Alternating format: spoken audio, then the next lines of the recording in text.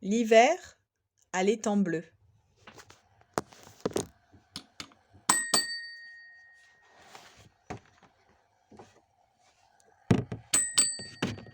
Une page toute rouge. L'hiver à l'étang bleu. On voit un petit lapin dans la neige. Tout est calme dans la pénombre qui précède l'aube. Un lièvre variable ronge les brindilles d'un peuplier abattu. Les serres d'une chouette manquent le lièvre de peu. Tenace, la chouette affamée se lance à la poursuite de sa proie. Mais le lièvre se précipite sous le couvert d'un bosquet de jeunes saules et retourne sain et sauf à son gîte. La chouette se perche dans un grand pin et reprend son guet. Mais la chasse est terminée. Les rayons du soleil font leur apparition à travers la ramure d'un arbre de l'autre côté de l'étang bleu. Une nouvelle journée d'hiver commence. Une biche et ses 2 faons dorment sous un sapin. Il fait encore trop froid pour bouger. La mère et ses petits attendent que le soleil ait adouci la fraîcheur du matin. Enfin, les faons se lèvent et suivent leur mère à la recherche de nourriture. Tac, tac, tac, tac. La quiétude du matin est troublée par le martèlement du pic. Des éclats de bois volent de chaque côté d'un tronc de pin. Le pic cherche des fourmis. Pendant la saison chaude, le pic allait d'arbre en arbre et repérait les fourmis grâce au bruit qu'elles faisaient en se déplaçant dans leurs galeries sous l'écorce. Il creusait alors de larges trous dans leur nid et se régalait.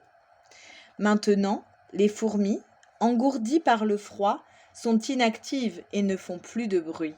Mais les trous creusés pendant l'été révèlent les arbres où elles vivent. Le pic est bien trop occupé pour s'apercevoir qu'on l'observe.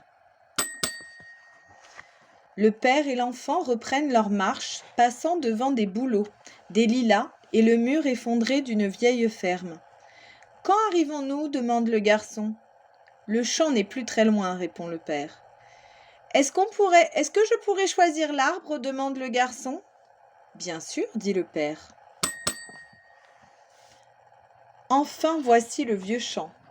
« Que penses-tu de celui-ci, papa ?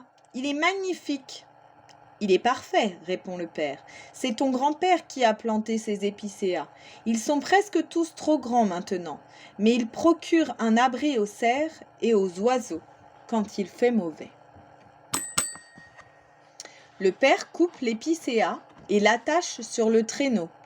Il lève la tête. C'est l'après-midi. Le soleil est haut dans le ciel. « À toi de retrouver le chemin de la maison, » dit-il à son fils.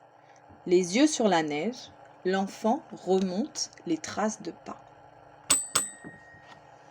La petite troupe arrive au vieux mur de pierre.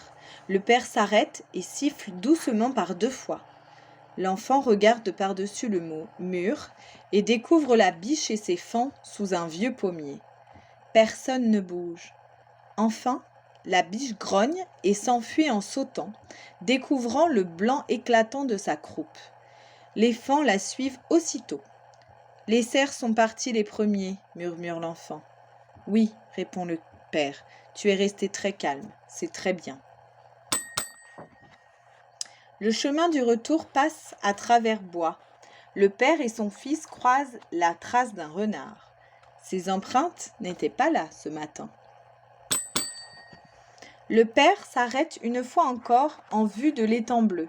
« Je vais abattre un peuplier, dit-il. Va t'asseoir sur le rocher là-bas.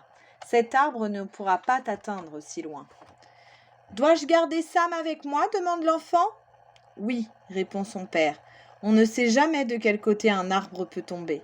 Je ne veux pas qu'il vous arrive quoi que ce soit. » Il détache sa hache et sa scie du traîneau et entaille l'arbre à coups de hache. Puis, il scie l'autre côté du tronc, de façon à rejoindre l'encoche qu'il vient de pratiquer. Avant qu'il ait fini de scier, Le peuplier s'incline doucement, prend de la vitesse et s'abat sur la neige dans un grand craquement de branches.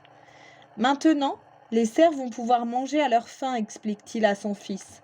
Quand on abat un peuplier en hiver, il pousse des rejets au printemps, non seulement sur la souche, comme c'est le cas pour la plupart des arbres, mais aussi à partir des racines tout autour. Le père et l'enfant halent le traîneau jusqu'à l'étang bleu. Le soleil s'est couché derrière les collines. Alors qu'ils traversent la surface gelée de l'étang, voici qu'il commence à neiger. Ils s'accroupissent à côté de la loge d'un castor. Le père ramasse une branche rongée par les castors. « Tiens, dit-il, pose le bout du bâton contre la loge et place l'autre bout contre ton oreille. » Les yeux du garçon s'arrondissent. « Ça marche !» s'écrie-t-il. « Ils sont là, je les entends bouger. » « Je n'entends rien d'autre que la neige qui tombe, répond le père. Nous ferions mieux de rentrer à la maison si nous voulons que l'arbre soit décoré avant ce soir. La nuit commence à tomber et demain, c'est Noël.